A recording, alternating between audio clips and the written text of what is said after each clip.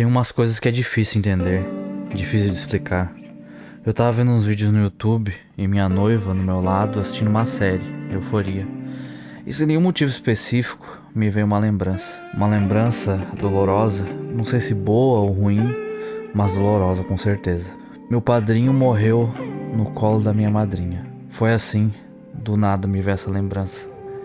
E agora, escrevendo esse texto, me vem à mente a fala da Hiyori em Bleach quando ela confronta o Aizen durante a saga Ranka. E a fala dela é a seguinte: Shinigami sempre estão no caminho da morte. Por causa de suas existências e de suas funções, nós podemos morrer no dia seguinte. No momento podemos estar conversando, falando, e no outro estarmos mortos. Ninguém fala sobre isso, mas todos pensam sobre isso no canto da mente. Nós vemos a morte de perto, nós sentimos a morte de perto, e é por isso que nós somos capazes de valorizar cada dia. Eventualmente a morte chegará para todos, mas é isso que faz nos unirmos. É nisso que eu acredito. Um discurso autoexplicativo. Nós humanos também podemos morrer a qualquer momento. E eu descobri isso há muitos anos atrás, quando ainda criança. Muito prazer. Eu sou o Kiske. Eu perdi meu padrinho. Era meu padrinho de batizado. Eu fui batizado na igreja católica, apesar de ser ateu há mais de uma década e já não ter mais nenhum vínculo com a religião. Foi nela que fui criado boa parte da minha infância. No entanto, isso não importa muito agora. Talvez eu tenha que voltar um pouco mais lá atrás para que vocês possam entender essa história um pouco melhor. Caramba, eu não sei nem como organizar esses pensamentos e sentimentos em ideias. E palavras são difíceis. Como tu descreve um sentimento com palavras? Sou das pessoas que acreditam que assim que você tenta colocar em palavras, você falha. Não dá pra colocar o peso do que tu tá sentindo numa palavra. Simplesmente não dá. Você sente e uma vez que a profere, ele perde parte do significado. Mas vou tentar o meu máximo pra colocar isso num texto. Era manhã de domingo. Eu acho que era domingo. Eu tinha 9 ou 10 anos, mas faz tanto tempo que não tenho certeza. Mas esses detalhes por si só não são cruciais, então não precisa se apegar muito. De novo, eu acho que era domingo.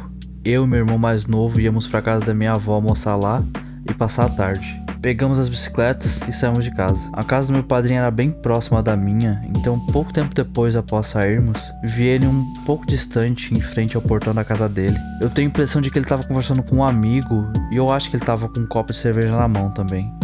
De novo, eu acho, fazem quase 16 anos já, e minha memória tá um pouco nebulosa quanto a essas informações. Nós vimos ele, e ele nos viu também. Ele acena pra gente, eu ou meu irmão falamos um pro outro. Odin acenou pra gente. E foi isso, aconteceu em alguns poucos segundos. A gente segue o nosso planejamento de ir pra casa da minha avó sem pensar muito nisso. Olhando pra trás agora, eu jamais acharia que essa seria a última vez que eu veria ele. Era pra ter sido só mais uma vez que eu tinha visto, ele tava lá, vivendo a vida normalmente, como sempre esteve. Nós passamos o almoço e a tarde na casa da minha avó e voltamos pra casa umas 6 ou 7 da noite, mais ou menos. De novo, memórias de muito tempo atrás pra saber se eram esses horários de fato, mas eu tenho a impressão que era. Minha mãe tinha chegado do trabalho, ou melhor, do segundo trabalho que ela tava na época, em outra cidade. Eu lembro que ela tava de férias na época, mas de férias do trabalho principal na nossa cidade, indo trabalhar em outra pra conseguir mais dinheiro. Cara, ela tava de férias. Aquelas eram as férias dela. Nossa, como minha mãe trabalhava e como ela ainda trabalha. Da memória mais antiga que eu tenho até a mais recente, ela sempre esteve trabalhando. Essa era outra coisa que eu não entendia na época, mas entendo hoje. E meu padrinho também trabalhava muito. Ele era caminhoneiro. Esse sistema que vivemos é doentio. Tenho certeza que ela não gosta, nem gostava de vender centenas de milhares de horas das suas vidas pro trabalho. Ela simplesmente era forçada para não deixar os filhos e a família passar dificuldades. Sobre o capitalismo, tudo é produto. Somos escravos do capital. É realmente doentio. Se não tem dinheiro para pagar, você morre de fome. Se não tem dinheiro para pagar, você não tem um teto. Somos a única espécie de animal que precisa pagar para morar na Terra. Triste, muito triste. As necessidades mais básicas não nos são fornecidas. Por isso ficamos na eterna corrida para conseguir migalhas, o mínimo do mínimo, para conseguir o básico fundamental, não para viver por si, mas para sobreviver. Nossas necessidades básicas, nossos direitos básicos, não só não são atendidos, como são cada vez mais retirados, sucateados, uberizados. Nossos direitos trabalhistas querem privatizar até a água, querem privatizar tudo. E quando tudo for privado, seremos ainda mais privados de tudo. Mas como eu tava dizendo, eu acredito que eu e meu irmão, por volta de umas 6 ou 7 da tarde, da outra noite, estávamos jogando CS ou Condition Zero, algo assim. E pouco depois minha mãe chega em casa do trabalho dizendo: Filho, a mãe tem notícias ruins pra te falar. Eu lembro exatamente da coisa que me veio na cabeça na hora e não era nem de longe tão ruim quanto a notícia real. É que vocês precisam entender, a minha definição de notícia ruim ainda era algo chato aconteceu. Mas dentro de algo aconteceu, algo ruim, não tava a possibilidade de alguém perdeu a vida. Porque até então, ninguém que eu me lembrasse que fosse próximo a mim ou que eu gostasse muito tinha morrido. Minha mãe, da porta do quarto, olha pra mim e diz: tem uma notícia ruim. Eu pensei, caramba, será que deu algum problema no trabalho? Será que eu fiz algo errado? Na época eu tava indo, sei lá, talvez 2 vezes por semana, na empresa de eletrônica de um amigo do meu pai, pra aprender ou tentar aprender algo, pra quem sabe usar em alguma profissão no futuro. Então a primeira coisa que me veio na cabeça quando minha mãe falou, tem uma notícia ruim, automaticamente pensei, caramba, será que perdi o emprego? Mas não, ela olhou pra mim com uma cara séria, triste e provavelmente preocupada com a minha reação, com a reação que eu teria. E disse: o teu Dinho morreu.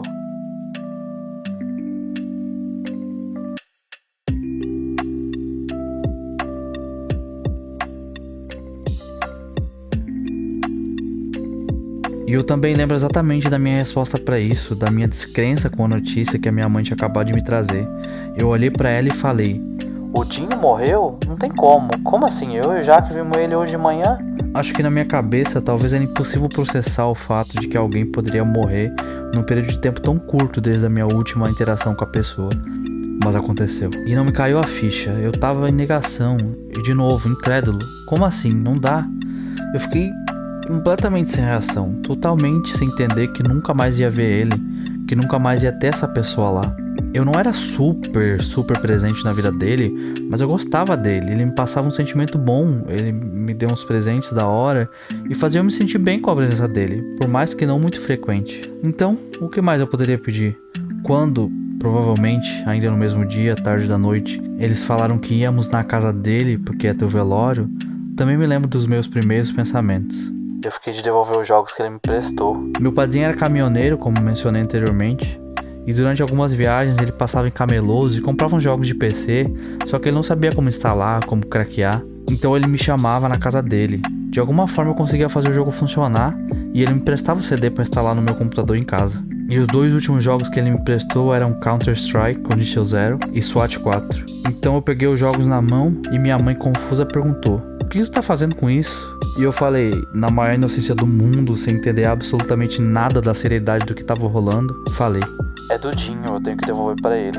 Aí a minha mãe falou: deixa isso aí, tá falando nada com nada, vamos logo com a mãe. E é muito doido isso, olhando pra trás agora, entendendo o quão estranha era a situação. Eu queria fazer algo, queria poder devolver o que tinha pego, mas não dava mais, não tinha mais pra quem devolver. Eu queria poder encerrar essa situação, meio que dar um fechamento, mas ela jamais poderia ser encerrada, fechada.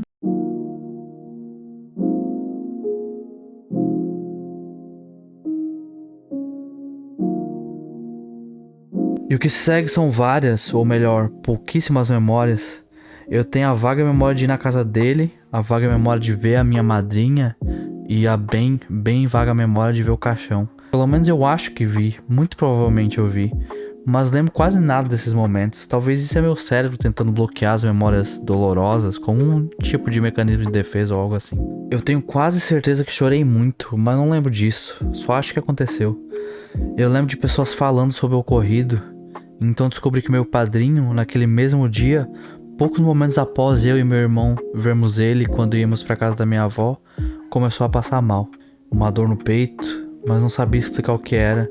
E minha madrinha, por não querer esperar pela emergência, levou ele ao posto de saúde mais próximo. E lá, nos braços dela, no colo dela, esperando atendimento, ele faleceu. Foi um infarto fulminante.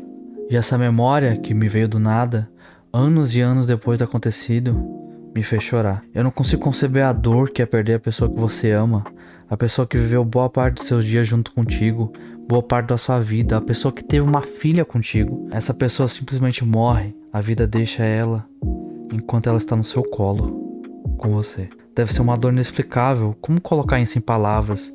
Você pode tentar descrever, mas como? Como vai conseguir transmitir o sentimento É impossível, não dá.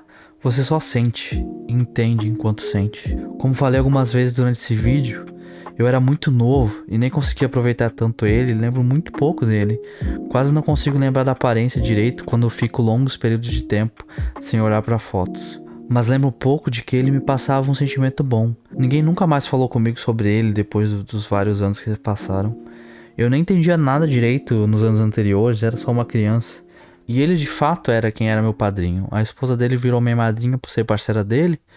E não tenho muitas lembranças de contato com ela, nenhum laço firme, nem nada do tipo. Como era meu padrinho? Ele era uma pessoa boa, ele era um bom amigo, era um bom pai, era um bom marido. Do que ele gostava, do que ele não gostava. O que fazia bem e mal. Qual era o sonho dele? Eu não sei. Ou melhor, não sabia até começar a escrever esse roteiro. Eu falei com meu pai. Questionei ele os motivos pelo qual ele escolheu o meu padrinho para ser meu padrinho. E ele me falou o seguinte: E assim, filho, a relação do teu padrinho ali, nós temos 3 anos de diferença, ele era muito meu amigo, era como se fosse meu irmão pra mim. Cara, por isso que convidei ele pra ser teu padrinho. Porque muita gente boa, me ajudou muito na época que eu tava ali com o terninho era bem pequenininho, ele que levava o terninho pra cá, lá pra mãe dele, tudo. Olha, ele e a Kátia era fora de série pra mim. Então, por isso.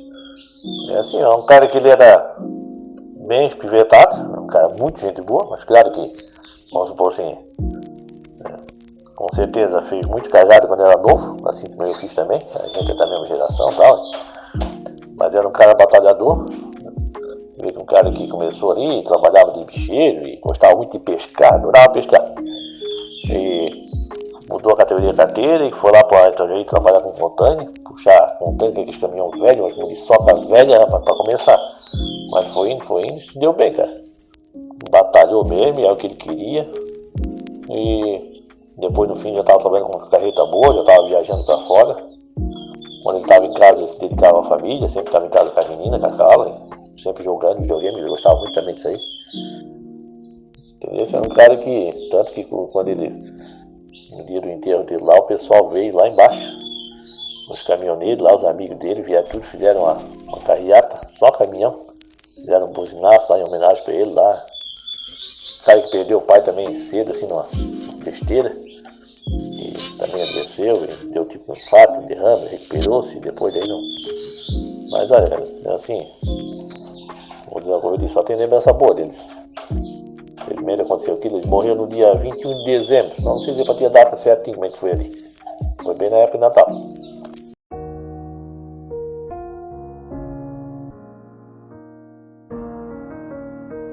de alguma forma ele ainda vive. Já que eu penso nele, meu pai lembra dele, e nem que sejam poucas vezes, mas às vezes, as lembranças voltam. É um quebra-cabeças com a maioria das peças faltando, mas as poucas peças que eu encontrei, que eu tenho, que eu encaixo, pelo menos me passam um sentimento bom, uma sensação boa, uma memória acolhedora. Essa foi a primeira e nada fácil, bastante dolorosa experiência com a morte.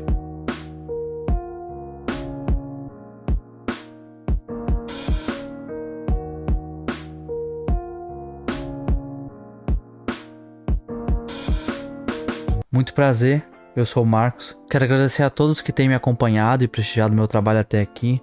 Sei que já faz o que, 1 mês, 5 semanas talvez, que eu tenha postado o último vídeo. Eu passei por momentos bem difíceis na minha vida. Eu tava muito ansioso, bastante pra baixo também. E tava em transição de trabalho, passei de um emprego para outro. O emprego novo não foi muito bem o que eu tava esperando.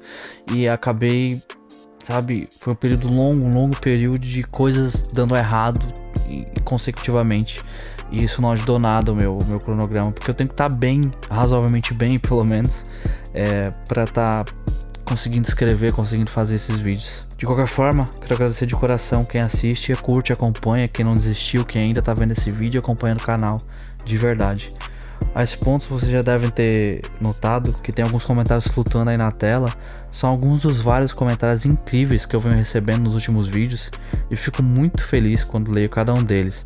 Eles me incentivam demais a continuar produzindo, e nesse meio tempo que eu fiquei sem postar, eu sempre lia eles e sempre pensava: nossa, olha, essa galera gosta do que eu faço, e isso sempre me dava um gás a mais, me dava uma energia para querer voltar a produzir, sabe? Sei que o YouTube tem o costume de não entregar os vídeos para todos os inscritos, Então se você puder clicar no sininho aí pra ativar as notificações ou me seguir nas redes sociais pra não perder quando tiver vídeo novo, vai me ajudar muito. Arroba é @KiskeJornal pra todas as redes. E claro, se quiser trocar uma ideia sobre o vídeo ou qualquer anime, mangá ou videogame no geral, só comenta aí no vídeo ou me chama na DM no Insta, no Twitter. Eu tô disposto a conversar com qualquer um. Fica tranquilo que eu vou te responder.